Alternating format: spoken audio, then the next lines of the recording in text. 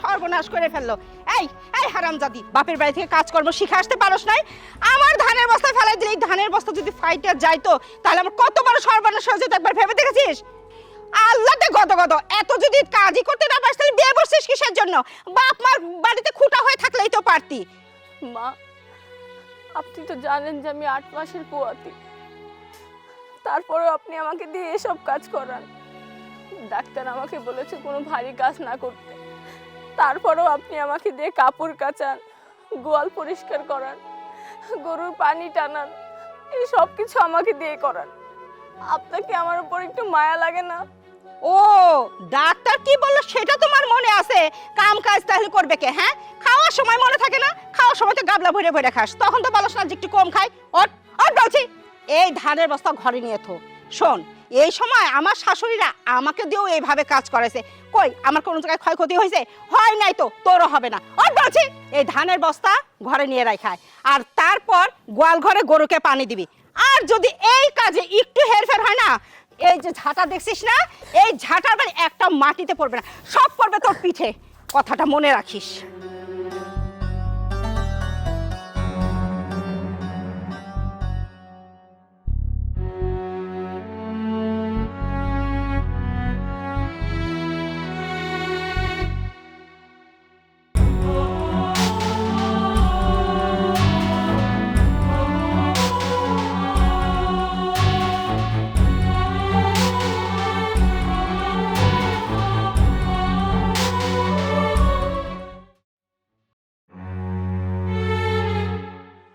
বাহ, মহারানী এসে দেখছি একদম বিছানার উপরে শাটপটাং হয়ে শুয়ে আছেন। আমি চেঁচামেচি করছি না, চেঁচামেচি করছে গোয়ালের গরুগুলো। যাও, যে গোয়ালের গরুর পানি দিয়ে এসো। আর এক কথা বলি, এখন থেকে আমার বাসায় এইভাবে শুয়ে শুয়ে খাওয়া যাবে না, একটু গতর খাটিয়ে কাজ করে খেতে হবে। ধান নেড়ে দেওয়া আছে, ওইগুলা বস্তায় ভরে ভালো মেয়ের মতো সব কয়টা ঘরে তুলবে। যাও। কি বলছো তুমি এসব? আমি ভারী কাজ করব? আমি যদি ভারী কাজ করি তাহলে তো আমাদের সন্তানের ক্ষতি হবে, আর আমার পেটে তো তোমারই সন্তান, তাই না? হ্যাঁ, তোমার পেটে আমার সন্তান, তার মানে এখন আমি তোমাকে বসিয়ে বসিয়ে খাওয়াবো। এতদিন আমি ভুল ছিলাম, এখন আমি সঠিক, আমি বুঝতে পেরেছি। তুমি এই বাচ্চার ছুতো দিয়ে এখন তুমি সারাদিন বসে বসে খাবে আর আমাকে কষ্ট দেবে। আমি এত কথা শুনতে চাচ্ছি না, যেটা বললাম সেটা করো। এখন থেকে এই বাড়িতে তোমাকে থাকতে হলে কাজ করে খেতে হবে। কি হলো, ফেল ফেল করে তাকে আমার দিকে কি দেখছো? তোমাকে না বললাম গরুর গোয়ালে যে পানিগুলা দিতে, আর ভালো মেয়ের মতো ধানের বস্তাগুলা কাঁধে করে নিয়ে ঘরে তুলবে। যাও।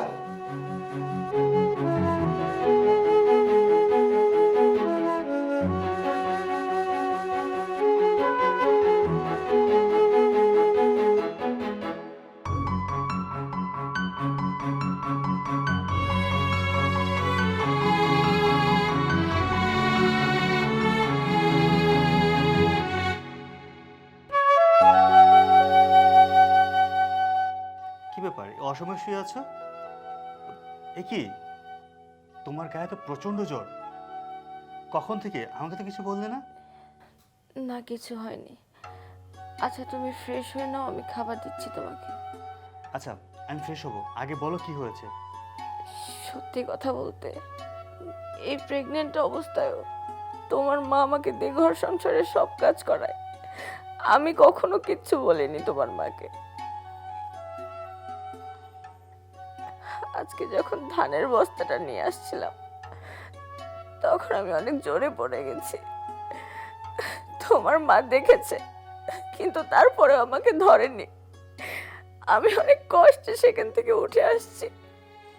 ও, আমার ছেলের কাছে আমার নামে দুর্নাম করা হচ্ছে। দাঁড়া, তোকে দেখাচ্ছি মজা। আচ্ছা ঠিক আছে, তাহলে আমি ফ্রেশ হয়ে আসছি।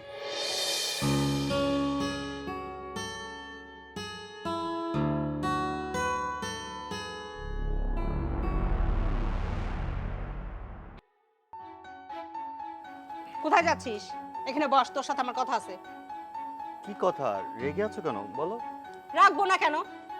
হ্যাঁ, বউকে তো আল্লাহ দিয়ে দিয়ে মাথায় তুলছিস, সংসারে একটা কাজকর্ম করে না। সংসারের যাবতীয় কাজ সব আমার করতে হয়। সে যে পানি খাবেন, পানির গ্লাসটা নিয়ে তার মুখের সামনে ধরতে হয়। তাহলে তাকে আমি এই বাড়িতে বউ করে আনছি কিসের জন্য? তুইও তো বউকে কিছু বলিস না। আর তারপর সে 8 মাসের অন্তঃসত্ত্বা, কোন সময় জানি ডেলিভারি ডেট পড়ে যায়। আর মেয়েদের প্রথম সন্তান তার বাবার বাড়িতেই হয়। তোর শ্বশুরকে ফোন দে, আর সে যেন মেয়েকে নিয়ে যায়। আমি এসব ঝামেলা পোহাইতে পারবো না, আর এত খরচও বহন করতে পারবো না। ঠিক আছে মা, আমি ওর বাবাকে ফোন দিচ্ছি আর বলছি ওকে কালকে এসে নিয়ে যেতে।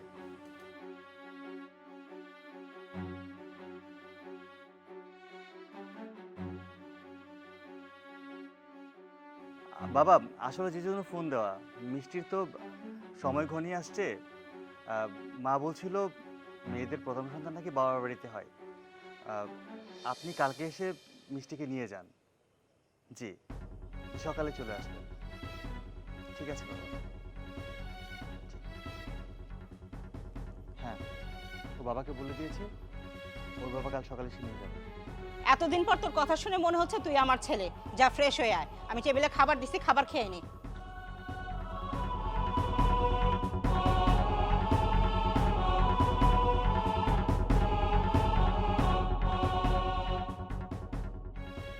শুনেন বিআই সাহেব, আপনি এই বাড়িতে আসছেন ভালোই হয়েছে। মেয়েদের প্রথম বাচ্চা তার বাবার বাড়িতেই হয়। আপনি আপনার মেয়েকে নিয়ে যান, প্রথম বাচ্চাটা আপনার বাড়িতে হোক, এটাই আমি চাই। কি কোন বিয়ান সাহেব, মেয়ের প্রথম বাচ্চা আমার বাড়িতে হবে সেটা ঠিক আছে, কিন্তু এখানে তো অনেক খরচ।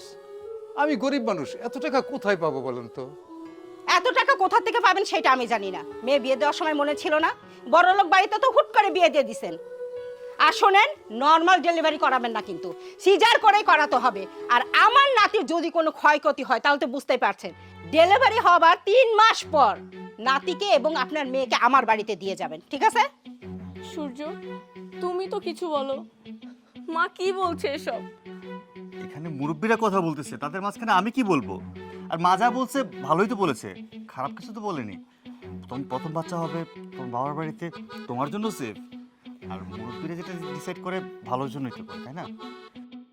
আচ্ছা যাও, তুমি যাও তাহলে। চল চল।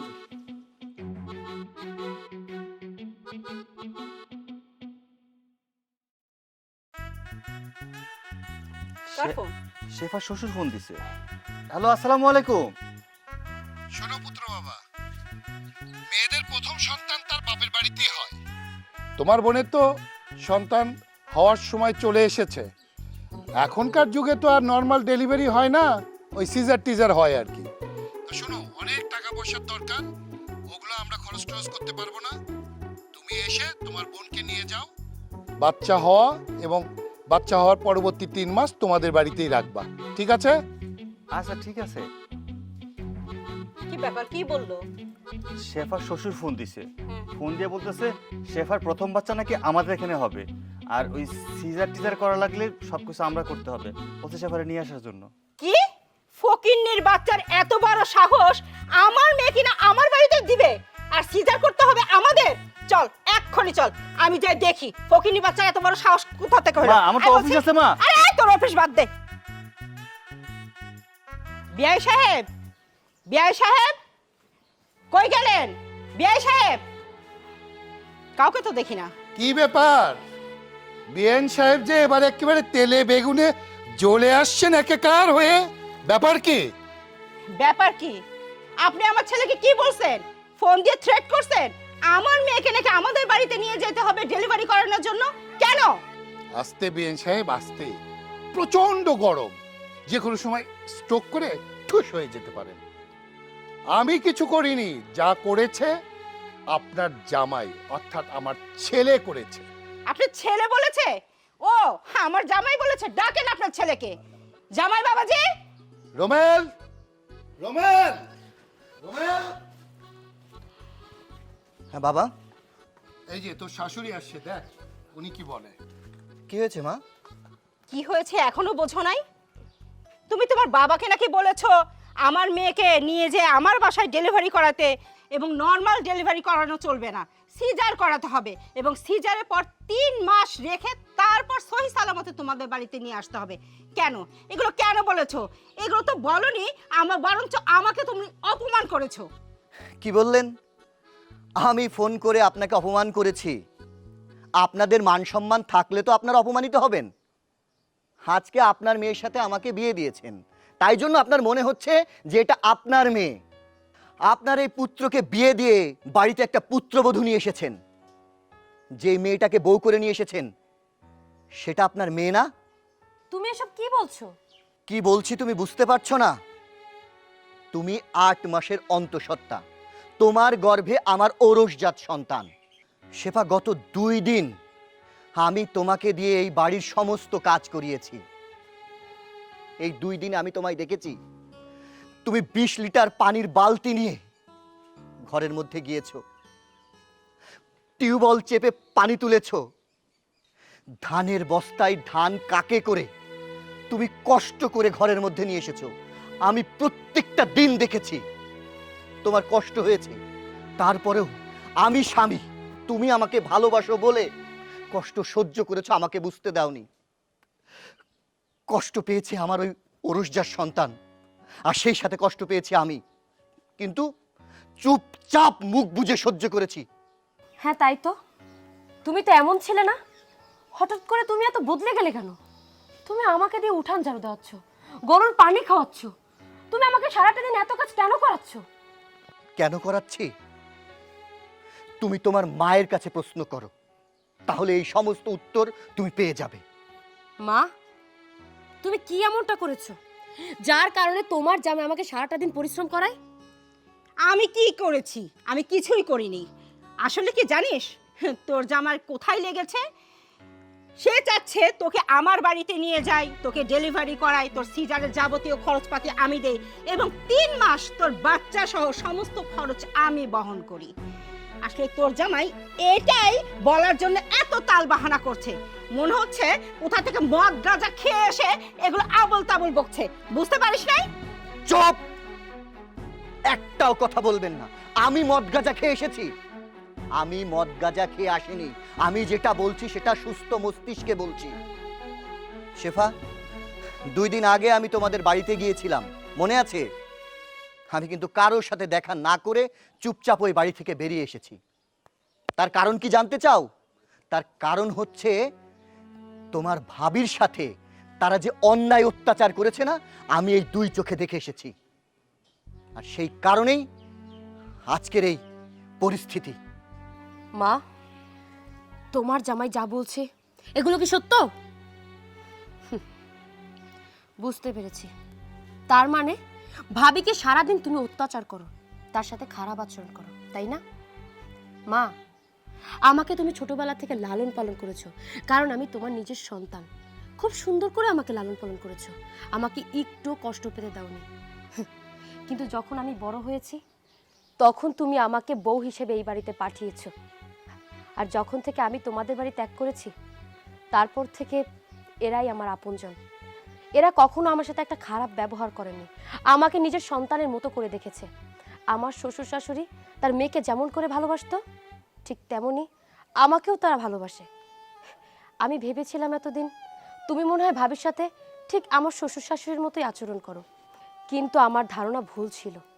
মা, যেদিন থেকে আমি তোমাদের বাড়ি ছেড়ে আমার শ্বশুর বাড়িতে এসেছি না, সেদিন থেকে এই বাড়ি আমার কাছে সব কিছু। কারণ তোমাদের কাছে বছরে 1বার কি 2বার যাব, কিন্তু এই বাড়িতে আমার মরণের আগ পর্যন্ত থাকতে হবে। তাই আমি এই বাড়িকে সবসময়ের জন্য আপন করে নিয়েছি। ভাবিও তো সবসময় তোমাদেরকে আপন করে নিতে চেয়েছে, কিন্তু মা তোমরা তার আপন হওনি। তার সাথে তোমরা দুর্ব্যবহার করেছো, তার সাথে তোমরা খারাপ আচরণ করেছো, তার উপর নির্যাতন চালিয়েছো, তাকে দিয়ে বাড়ির সকল কাজ করিয়েছো, যা কিনা একটা কাজের মেয়েও করে না। মা, তুমি ভাবির উপর যে পরিমাণ নির্যাতন করেছো, সেই নির্যাতনগুলো দেখে আমার হাজবেন্ড বাড়িতে এসে আমার উপরে সেই নির্যাতনগুলো চালাচ্ছে। মা, আজকে যদি তুমি ভালো হতে না, তাহলে আজকে আমার উপর এই বাড়ির কেউ নির্যাতন করতে পারতো না, আমাকে ভালোই বাসতো। ছি মা, তোমাকে মা বলতে আমার লজ্জা করছে। পরের মেয়েকে কেন তোমরা অ্যাকসেপ্ট করতে পারো না? পরের মেয়েকে কেন নিজের মেয়ে হিসেবে অ্যাকসেপ্ট করতে পারো না? মা, আমি এখন তোমার জন্য পর, আর ভাবি হচ্ছে তোমার জন্য আপন। সে তোমার ছেলের বউ হতে পারে, কিন্তু এখন থেকে সে তোমার মেয়ে। এটা তোমার আগেই বোঝা উচিত ছিল, কিন্তু তুমি সেটা বোঝোনি। আজকে তোমার কর্মফল আমি ভোগ করছি। সত্যি শেফা, এতদিন আমি ঘরের মধ্যে ছিলাম, জামাই বাবাজি আমার চোখ খুলে দিছে। তুই ঠিকই বলেছিস, পরের মেয়েকে আমি আপন ভাবতে পারি নাই। তার বাবা কত নয় গরিব মানুষ, আমি তারপরও জোর করে তাকে তার বাবার বাড়িতে পাঠাই দিছি। বিআই সাহেব কত কাকুতি মিনতি করছে, কিন্তু আমি শুনি নাই, আমি তার সাথে খারাপ ব্যবহার করছি। আজকে আমি বুঝতে পারছি, আসলে তুই যেমন আমার মেয়ে, ঠিক ওই মেয়েটাও তো আমার কাছেই আসছে, সেও তো আমারই মেয়ে। কিন্তু জানোস, কখনো তাকে আমি মেয়ের চোখে দেখি নাই, আমি তাকে সবসময় ছেলের বউ হিসেবে দেখেছি। আর এই জন্য অনেক অন্যায় অত্যাচার আমি তার উপর করেছি। এখন আমি বুঝতে পারছি, আসলে আমি যা করেছি সব ভুল করেছি। আর জামাই বাবাজি, তুমি যখন চাচ্ছ আমার মেয়েকে আমি 3 মাসের জন্য আমাদের বাড়িতে নিয়ে যাই, ঠিক আছে, আমার মেয়েকে আমি আমার বাড়িতেই নিয়ে যাব। বিআই সাহেব, তাহলে আমার মেয়েকে আমি আমার বাড়িতে নিয়ে যাই। ওটি হচ্ছে না।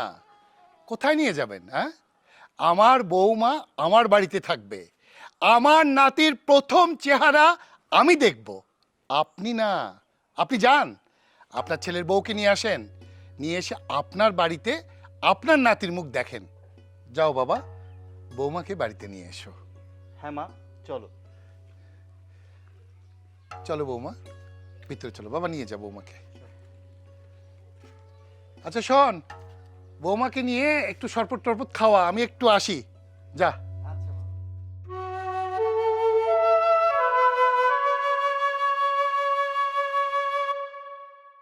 একটা মা বাবার কাছে 10টা সন্তানও কোনোদিন বেশি হয় না। আর তোমরা দুটো ভাই, তোমাদের বাপও নাই, তোমাদের মাই তোমাদের কাছে বেশি হয়ে গেল। মেম্বার কাকা, মা আমগোর কাছে বেশি হইব কেন? কথা হইতাছে আমি তার বড় পোলা, আমি মারে 15 দিন খাওয়াইতেছি, বাকি 15 দিন কি তার ছোট পোলায় খাওয়াইতে পারে না? তাইলে তো সমাধান হয়ে যায়। এ তুমি কইলার হইয়া গেল। শোনো, তুমি জমি নেওয়ার সময় তো বেশি লেখা নিছো, মায়ের ভাগাটা সহ তুমি নিছো। এখন তুমি কইলা যে তুমি 15 দিন খাওয়াইবা, আমি 15 দিন খাওয়ামু, তুমি কইলে হইলো নাকি? আর শোনো, তুমি বড়, তুমি সব কিছুতে বেশি নিছো। তুমি মারে খাওয়াইবা 1 মাস, আর আমি ছোট, আমার সব কিছুই কম দিছো, আমি মারে খাওয়াম 15 দিন। এটা কোনো কথা হইতে পারে? হ্যাঁ, আমি জমি বেশি লেখা নিছি। কেমনে বেশি লেখা নিছি? তুমি যে সম্পত্তির মধ্যে দিয়া যখন যা লাগছে, আব্বা যখন বাইসা ছিল তখন তুমি টাকা পয়সা নাও নাই, সম্পত্তির ভাগ বুঝে নাও নাই। অহন আমার সম্পত্তির ভাগ আমি নিছি আর আমার বেশি না হয়ে গেছে, তাই না? আমার অত কথা নাই, আমি কেন 1 মাস খাওয়াইতে যাবো? তুমি 15 দিন খাওয়াইবা, আমি 15 দিন খাওয়ামু। আমি 15 দিন অলরেডি খাওয়াই ফেলছি, এর বাকি 15 দিন এখন তোমরা খাওয়াইবা। মেম্বার কাকা, আপনি সঠিক বিচার করে দেন। মেম্বার কাকা, আপনি ওর কথা বিশ্বাস করবেন না। আমার বড় ভাই হলে কি হইব? ও একটা সিটার।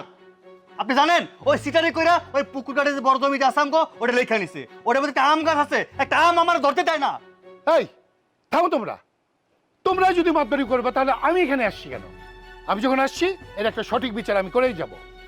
ও ভাইজান, আপনি যে বিচার করে দিয়ে যাবেন ওইটাই আমি মাইনা নেব। যেদিন থেকে আমার স্বামী মারা গেছে সেদিন থেকেই আমি 2 ছেলের কাছে বেশি হয়ে গেছি। গ্রামের নানান লোকই আমারে কয় এদিক সেদিক যাইয়া থাকতে, কিন্তু আমি যদি এদিক সেদিক যাইয়া থাকি তো সেই লোকই আমার 2 সন্তানকে খারাপ করব। আমি মা হয়ে চাই না আমার 2 সন্তানকে খারাপ বানাইতে। আর তাছাড়া আমার তো যাওয়ার কোনো জায়গাও নাই। আমি কই যাবো ভাই সাহেব? আপনি আপনি একটা বিচার করে দিয়ে যান, আমি সেইটাই মাথা ব্যথা নেব। তোমার তো মাত্র 2টোই ছেলে, তোমার কোনো মেয়ে নাই। আর তুমি এই বয়সে আর কোথায় যাবে? এখানেই তো থাকতে হবে। তাই আমি তোমাকে যেভাবে বলি তুমি সেভাবেই করো। তুমি 15 দিন বড় ছেলের সঙ্গে থাকবা, আর 15 দিন তোমার ছোট ছেলের এখানে থাকবা। বুঝতে পারছো? আর বছরে 2টো ঈদ, তোমার বড় ছেলে এক ঈদে তোমাকে কাপড় দেবে, আর ছোট ছেলে আর এক ঈদে তোমাকে কাপড় দেবে। আর বছরে আর 4টা কাপড়, তোমার বড় ছেলে 2টো দেবে, তোমার ছোট ছেলে 2টো দেবে।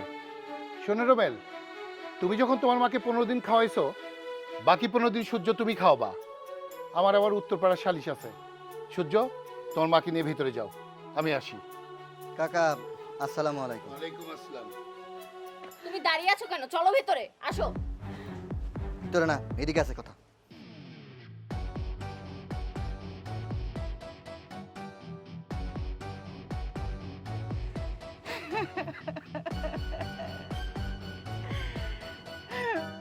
আমার বিচার করে দিয়ে গেল, কিন্তু আমার 2 সন্তান তো খুশি না। আল্লাহ আল্লাহ, আমি কই যাব?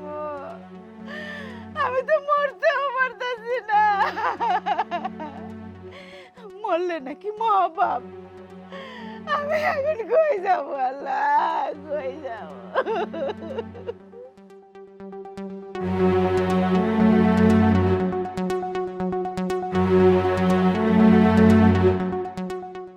কি ব্যাপার, তুমি হুট করে এরকম রাগ করে চলে আসলে, কিছু না বলে?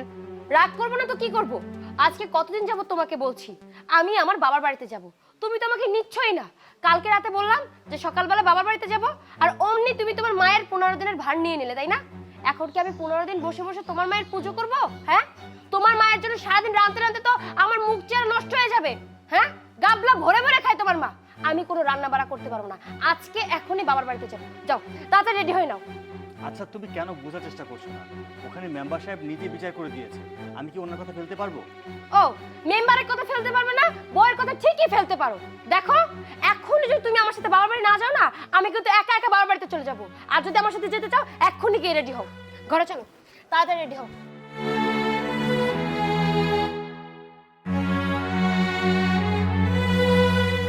ব্যাগটা তো নিতে পারো। দাও। বৌমা, তুমি কই যাইতেছো? আমরা আমার বাবার বাড়িতে যাইতেছি। মা ফোন দিছিল, কইছে যে জরুরি একটা কাজ আছে, তাই জরুরি ভাবে যাইতেছি। শুনেন, আমরা তো 1 সপ্তাহের মধ্যে আর বাসায় এমন না। ওই বড় ভাবির লাগে একটু মিলতাল দিয়ে থাকেন। বৌমা, বড় ছেলের ঘরে 15 দিন খাইলাম, তুমি ঝগড়াঝাটির লেগা মেম্বার সাহেব আইসা ভাগাভাগি করে দিল। আজকে থেকে তুমি ঘরে আমার খাওয়া, আর তুমি আজকে তোমার বাবার বাড়ি 1 সপ্তাহ লেগে যাইতেছো গা। বড় বৌমা কি আমারে ওর ঘরে থাকতে দিব? আপনার তো আমার খাসিলেত ভালো না। আপনি এই যে কাজের কথা কইলে বইয়া থাকেন, ঠিকঠাক মতো কাম করেন না, পার উপরে পাও তুলে নবাবজাদির মতো করে থাকেন। খাবার কথা কইলে গাবলা ভইরা ভইরা খান, খাওয়ার বেলায় কোনো জায়গায় একটু কমতি থাকে না। আর তারপর আর মুখে মুখে চোপা চালান, এই লিগেই তো বড় ভাবে আপনার সাথে ঝগড়া করে। শোনেন, যতদিন না পর্যন্ত বাড়িতে আইতেছি, অতদিন পর্যন্ত একটু মিলতাল দিয়ে থাকার চেষ্টা করেন। কি রে বাবা, তোর বউগুলা কি কইতাছে? তোরা 1 সপ্তাহ লেগে যাইতেছস, আমি আর কই থাকবো? হ্যাঁ, তুই কিছু ক। আমি আবার কি কমু? আমার বউ যা কই সব ঠিকই তো কইছে। তুমি বড় ভাবে লোক তো মিল তাল দিয়ে থাকলে তো পারো, তা না তুমি 2টা বউ মানিয়ে নিতে পারো না, সারাক্ষণ লাগেই থাকো। আর সংসার থাকলে একটু কাম কাজ করা লাগে, তুমি কাম কাজ করবা না, সাথে খালি খাই খাই করবা। আর শোনো মা, আমি তোমারই পোলা, আমার তো মায়া লাগে তোমার জন্য। তো কি করুম কও? আমার তো সকালাত আছে, শ্বশুর বাড়ি বেড়াতে যাবো, তাই না? আপনার বড় ছেলের বউর সাথে একটু মিলজিল দিয়ে খায়েন, আমরা আসলে পরে আবার আমাদের সাথে খায়েন। আসো। এইটা কোনো কথা হইল? আজকে এই বৌমার বাপের বাড়ি যাওয়ার কোনো দরকার ছিল? জানি না আমার কপালে কি আছে।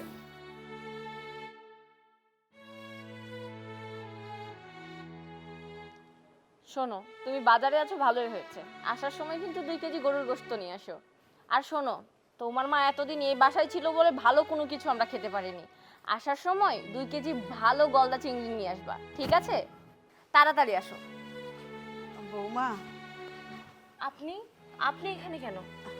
আসলে বৌমা, ছোট বৌমা আর সূর্য ওর শ্বশুর বাড়ি গেছে, আর মেম্বার সাহেব তো আজকেই ভাগাভাগি করে দিয়ে গেল। তো ছোট বৌমা যেই কয়দিন না আসে, আমি তোমার এইখানেই থাকি। তো ওরা শ্বশুর বাড়ি চলে গেছে, তো আমি কি করব এখানে? আমার মাথার উপর উঠে এসেছেন কেন? ছোট ছেলেও তো আমার, বড় ছেলেও তো আমার, আমি এইখানেই থাকি। তুমি চিন্তা করো না বৌমা, তোমার ঘরের সমস্ত কাজ আমি করে দেব। আমি অত কিছু জানি না, আপনি এখানে থাকতে পারবেন না। বৌমা, তাহলে আমি কই যাবো? আমার তো যাওয়ার কোনো জায়গা নাই। আপনি জাহান্নামে যান, আমার মাথার উপর উঠে বসেছেন কেন? বৌমা,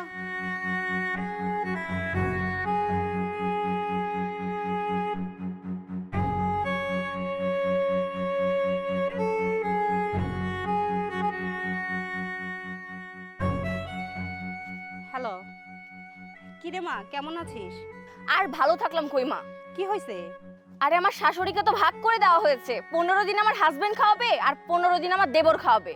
কিন্তু 15 দিন যে দেবর এখন এই আপদটা আমাদের ঘাড়ের উপর এসে পড়েছে, এখন কি করব মা তুমিই বলো। শোন, তোর শাশুড়িকে চোরের অপবাদ দিয়ে বাড়ির থেকে বের করে দে। কিন্তু সে তো কোনো চুরি করেনি, আমি কি করে তাকে চোরের অপবাদ দিব? আহা, কেন বুঝিস না? তোর গলায় চেন আছে না, কানে দুল আছে না, যে কোনো একটা জিনিস তোর শাশুড়ি যে ঘরে থাকে সেই ঘরের বালিশের নিচে রেখে দিয়ে আয়। তারপর সবাইকে বল আমার চেন চুরি হয়ে গেছে, তখন সবাই খুঁজবে। সব ঘরে খোঁজার পর যখন তোর শাশুড়ি বালিশের নিচ থেকে চেনটা পাবে, তখন কি হবে? তোর শাশুড়ি চোর সাব্যস্ত হবে। এটা কি তোর মাথায় খেলে না? আর তখন সবাই বলবে যে চোরকে বাড়ির ভিতর রাখার দরকার নাই, চোরকে বাড়ি থেকে বের করে দাও, বাস মিটে গেল। এই না হলে তুমি আমার মা, যেভাবে তুমি বাবার সংসার সামলে রেখেছো ওইভাবে আমার সংসারটাকেই সামলাইতেছো। ঠিক আছে মা, তাহলে রাখি আমি। আল্লাহ হাফেজ।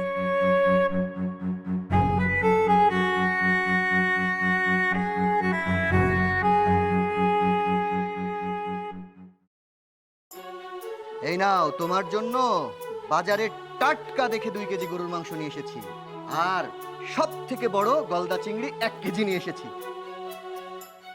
কি ব্যাপার, তোমার জন্য এত সুন্দর করে বাজার করে নিয়ে আসলাম আর তুমি কিনা মন খারাপ করে বসে আছো, কি হয়েছে? তো মন খারাপ করবো কিনা হাসবো? তো কি হয়েছে বলো? বাসায় তো অলক্ষী এসছে, অলক্ষী। বাসায় অলক্ষ্যে এসেছে মানে?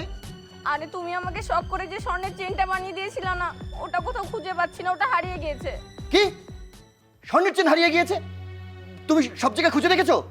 আমি সব জায়গায় খুঁজে দেখেছি, শুধু মায়ের রুমটা বাদ দিয়ে। মায়ের রুম কেন বাদ দিতে হবে? স্বর্ণের চেন হারিয়ে গেছে আর উনি মায়ের রুম মনে করে সেটাতে চেক করেনি। চলো আমার সাথে, চলো, আসো আসো। এবার দেখো, পুরা ঘর তন্ন তন্ন করে খুঁজো।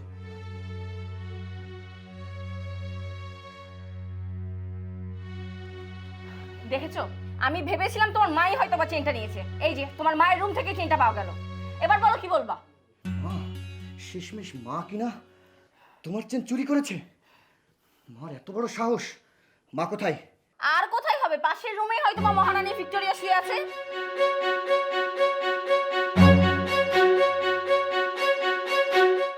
কি করছিস চলো। বাবা? এইটা কি করছিস তুই? আমি কি করছি? ছি ছি মা, তুমি এটা কি করলে? শেষমেশ তুমি তোমার বৌমার গলার চেন চুরি করে নিজের বালিশের তলায় রেখেছো। এইটা কি করছিস রে বাবা? এই চেন আমি চুরি করবো কেন? এই চেন তো আমি চুরি করি নাই। দেখেছো কিভাবে মুখের উপর মিথ্যা কথা বলছে? আপনি চুরি করেননি, আপনার বালিশের নিচে এটা কি করে গেল তলে? আমি দেখেছি। হ্যাঁ, এই চেনটা কি তাহলে হাওয়ায় উড়ে এসে তোমার বালিশের তলায় গিয়েছে? এখন তুমি আমাদেরকে শাক দিয়ে মাছ ঢাকার চেষ্টা করছো। আজকে তুমি চেন চুরি করছো, কালকে তোমার ছেলের পক্ষ নিয়ে তো দেখছি এই সম্পত্তি থেকে আমাদেরই ঘাট ধাক্কা দিয়ে বের করে দিবে। না মা, তোমার মতো চোর মাকে আমি এই বাড়িতে রাখবো না। তুমি এক্ষুনি এই বাড়ি থেকে বের হয়ে যাও। না না বাবা, এই চেন আমার বালিশের নিচে কিভাবে গেল আমি জানি না রে বাবা। এই মিথ্যা অপবাদ তোরা আমারে দিস না। অত কথা জানি না, তোমার মাকে এক্ষুনি এই বাসা থেকে বের করো। আমি জানি না কিছু, এক্ষুনি বের করে দাও। মা, আমার কিন্তু মিজাজ খুব খারাপ, তুমি বের হয়ে যাও। আর কোনোদিন তোমার ওই মুখ যেন আমি আর না দেখি। আমি আর কোনোদিনও বলবো না যে তুমি আমার জন্মদাত্রী মা। বের হয়ে যাও এই বাড়ি থেকে। এই মিথ্যা অপবাদ নিয়ে এই বাড়ি থেকে আমার চলে যাইতে হইতেছে। আমি কিন্তু এই চেন নাই রে বাবা, আমি তোকে বাড়ি থেকে চলে যাইতেছি। কিন্তু একটা কথা মনে রাখিস, তোর মা চোর না, তোর মা চোর না। যাক, আপদ বিদায় হইছে, অনেক বড় ক্ষতি থেকে বেঁচে গেলাম আমরা। চলো ঘরে চলো।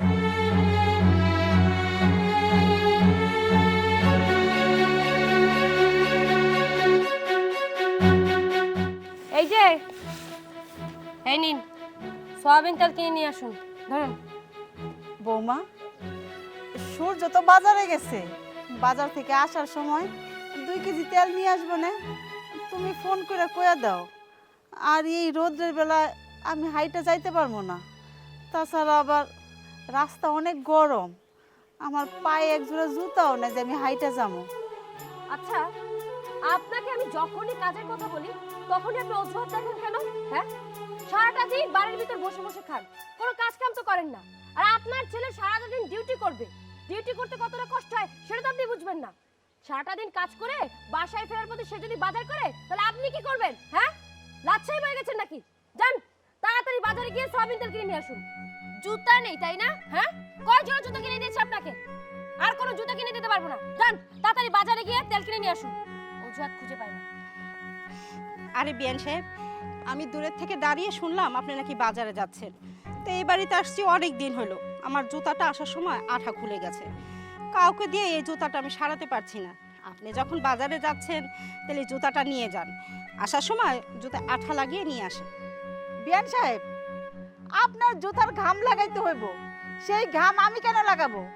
আপনি যে নিজে লাগাই আসতে পারেন না? কি আপনি আমাকে কি বললেন? এত বড় কথা আপনি কিভাবে বলতে পারলেন? আরে আমি আসছি এই বাড়ির মেহমান, আপনি কি না আমাকে বলতেছেন এত বড় কথা? আপনার সাহস হয় কি করে? আরে বাজারে তো আপনি যাচ্ছেন, এই জন্যই তো জুতাটা আমি আপনাকে দিলাম। আমি গেলে কি আর আপনাকে বলতাম? দাঁড়ান, আপনাকে কিভাবে শায়েস্তা করতে হয় সেটা আমি ভালো করেই জানি। আমি আমার মেয়েকে ডাকছি। মিষ্টি, এ মিষ্টি, দেখে যা তোর শাশুড়ি আমার সাথে কেমন ব্যবহার করতেছে। কি হয়েছে? কি ব্যাপার আম্মু, আপনি এত চিল্লাচিল্লি কেন করছেন? কি হয়েছে? আপনি তো উত্তেজিত কেন? উত্তেজিত হব না কেন বাবা, বলো তো? তোমার মা আমার সাথে যে ব্যবহারটা করলো না, সেটা উত্তেজিত না হয়ে আর পারলাম না। শোনো বাবা, আমি এত সুন্দর করে ওনাকে বললাম, শেফা ওনাকে বলতেছে বাজারে যাওয়ার জন্য, তেল আনার কথা বলছে। তা আমি তোমাদের বাসায় আসার সময় আমার এই জুতার আঠাটা খুলে গেছে।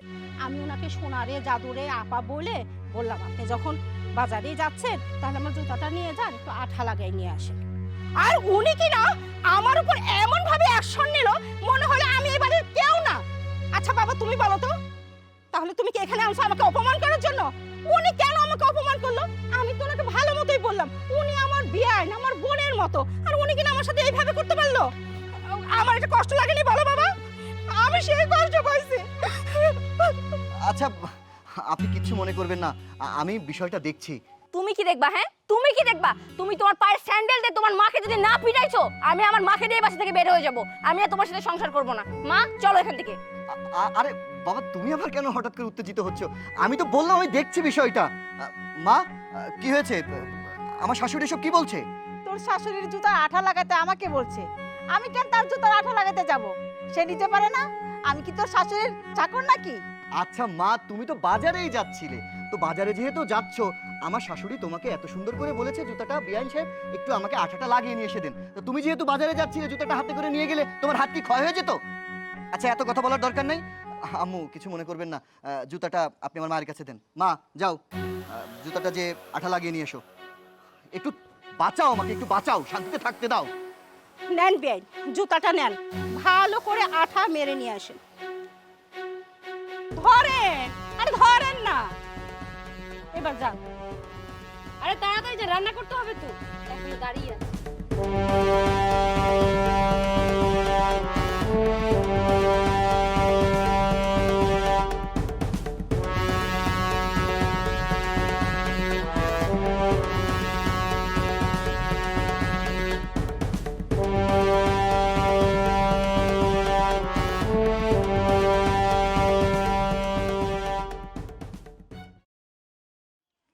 আসসালামু আলাইকুম ভাবি, কই যান?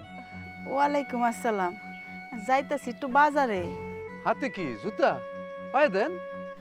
এটা তো আমার জুতা না, এটা হয়তো রুবেলের শাশুড়ির জুতা। আর ছোট বৌমা কইছে তেল আনতে, এর লিগে তেল আনতে যাইতাছি। আপনি আপনার ভিআইনের জুতা লইয়া যাইতেছেন আঠা লাগাইতে, আপনার পোলাই কি করে? বশির ভাই, আমার পোলার কথা আর কোয়েন না। আমার পোলা শাশুড়ি আর বউর ভক্ত, আমারে ধমকাইয়া পাঠাইলো বাজারে যাই আর শাশুড়ির জুতা আঠা লাগাই আনতাম। কি কমু ভাই সাহেব, আমার কপালে এইটাই ছিল। নিজের পায়ে জুতা নাই, ভিআইনের জুতা লইয়া যাইতেছেন আঠা লাগাইতে। আল্লাহ আপনার পোলা দুইটারে কবে হেদায়েত দান করবো আল্লাহই জানেন। আচ্ছা ভাই, আমি বাজারে যাই। যান ভাবি, যান।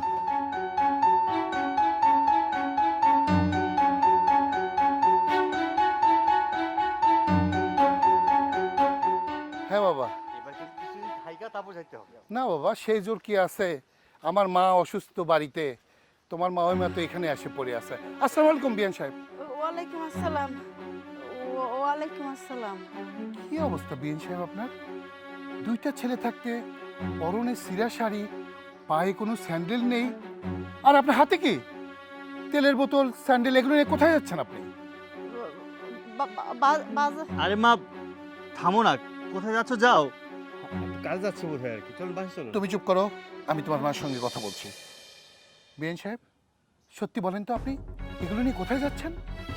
আসলে কি তেল শেষ হয়ে গেছে তো ছোট বৌমা বললো 2 কেজি তেল নিয়ে আসতে।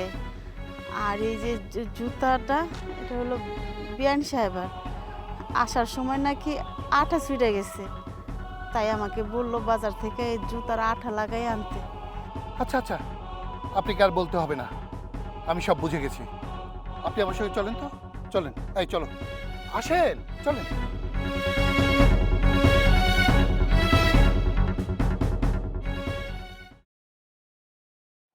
মিষ্টি, মিষ্টি, মিষ্টি।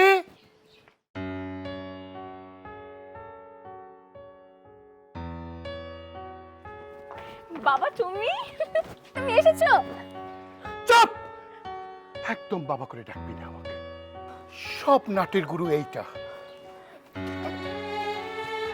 আরে কি হয়েছে?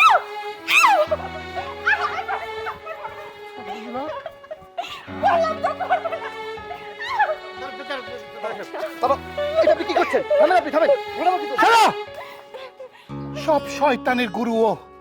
এই মহিলা, আমার মা বৃদ্ধ, তার খেদমত করতে পারবে না বলে মহিলা আমাকে বলে তাকে বৃদ্ধ আশ্রমে রেখে আসতে। আমি ওর কথা শুনি নাই দেখে ও আজ 3 মাস হলো মেয়ের বাড়িতে এসে আছে। এসে যত অশান্তি সৃষ্টি করেছে এ বাড়িতে।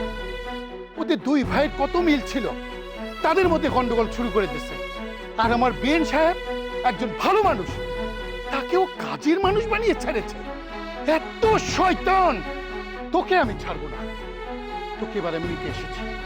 তুই এবার আমার সঙ্গে বাড়ি চল, তারপরে তোর মজা আমি বুঝাবো। আর তুই, এই তুই আমার মেয়ে, ভাবতে আমার লজ্জা করছে। ছি ছি ছি! তোকে না লেখাপড়া শিখিয়েছি, লেখাপড়া শিখে ভালো সংসার দেখে আমি তোকে বিয়ে দিয়েছিলাম। এখানে একজন মহিলা আছে, আমি ভেবেছিলাম তুই তাকে মা হিসেবে গ্রহণ করবি। করবি কি করে? ওই ডাইনি যে এসে তোর ঘরে ভর করেছে, অত নিজের সংসার তছনছ করে দিয়েছে। এখন এসেছে মেয়ের সংসার তছনছ করতে। লজ্জা করে না তোর? এই কতদিন আর তোর মায়ের বুদ্ধি শুনে তুই চলবি? হ্যাঁ, তোর বিবেক বুদ্ধি বলে কিছু নেই, হাতে পায়ে শুধু লম্বা হয়েছিস না। স্বামী সংসার নিয়ে মানুষ সুখে সংসার করে, বেশি সুখ দিয়েছে, এর জন্য তোর এই অবস্থা। বিএন সাহেব, আপনি খুব ভুল করেছেন। আপনাকে শক্ত হাতে ধরতে হতো হাল, তাহলে আজকে এই দিন আপনাকে দেখতে হতো না। বাবা চুপ! তুই আমাকে বাবা করে ডাকবি না। তুই আমার সেই মেয়ে না। আরে তোকে আমি এই শিক্ষায় শিক্ষিত করেছি। হ্যাঁ, শাশুড়ি আর মার কি পার্থক্য তুই জানিস? হ্যাঁ, তোর মা তোকে 10 মাস 10 দিন গর্ভে ধারণ করেছে, তোকে বড় করেছে, কিন্তু বিয়ের পর যে মাকে তুই পেয়েছিস সেটা হলো তোর শাশুড়ি মা। আরে তার সঙ্গে তো তোর সারা জীবন কাটাতে হবে। অথচ তুই তুই তাকে তুচ্ছ তাচ্ছিল্য করেছিস, তাকে তুই বাড়ির কাজের লোক করেছিস। এত বড় সম্মানী একজন মহিলাকে তুই রাস্তায় নামিয়েছিস। শুধু তোর একার দোষ না, এই 2 কুলাঙ্গারেরও দোষ। এই কি দেখে তোমাকে বিয়ে দিয়েছিলাম? তুমি একজন শিক্ষিত, রুচিশীল, মনুষ্যত্ববোধ ভেবে আমার মেয়েকে তোমার হাতে তুলে দিয়েছিলাম। নিজে তো মনুষ্যত্ব হারিয়েছো, আমার মেয়েটারও মনুষ্যত্ববোধ হারিয়ে ফেলেছো। ছি, আমার ভাবতে অবাক লাগে। মেরুদণ্ডহীন পুরুষ তুমি, লজ্জা করে না? তুমি তোমার বইয়ের কথায় ওঠো বসো। আরে যে মা তোমাদেরকে জন্ম দিয়েছে, 10 মাস 10 দিন তোমাদেরকে পেটে রেখেছে, কষ্ট করে লালন পালন করেছে, তোমার বাবা মারা যাওয়ার পর তোমাদের 2 ভাইকে আঁকড়ে ধরে উনি বিবাহ পর্যন্ত করেন নাই, মানুষ করেছে, বিয়ে দিয়েছে। আজকে তার পরিণতি এই, সন্তান হয়ে মার হাতে জুতো তুলে দিয়েছো তোমরা। ছি, তোমরা তো জাহান্নামের কীট। আরে মায়ের পায়ের নিচে সন্তানের বেহেশত, হেলায় হারাচ্ছ সেই বেহেশত তুমি।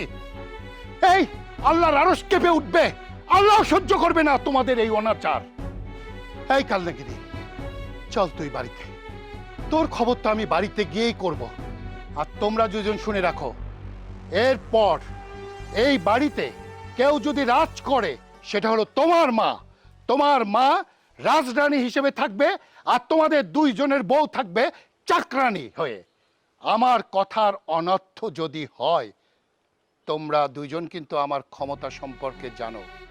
আমি তোমাদের দুজনকে জেলের ভাত খাওয়িয়ে ছাড়বো।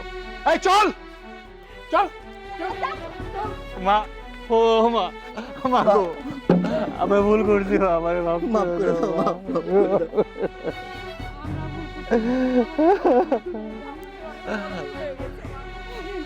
ক্ষমা করে দেন আপনি। ক্ষমা হবে, তোদের ক্ষমা পাওয়ার যোগ্য। আজকের পর থেকে এই বাড়িতে আমাদের মা থাকবে রাজরানী হয়ে, আর তোরা থাকবি চাকরানী হয়ে। ভাইয়া কি বলেছে শুনেছো? চলো মা, ভেতরে চলো।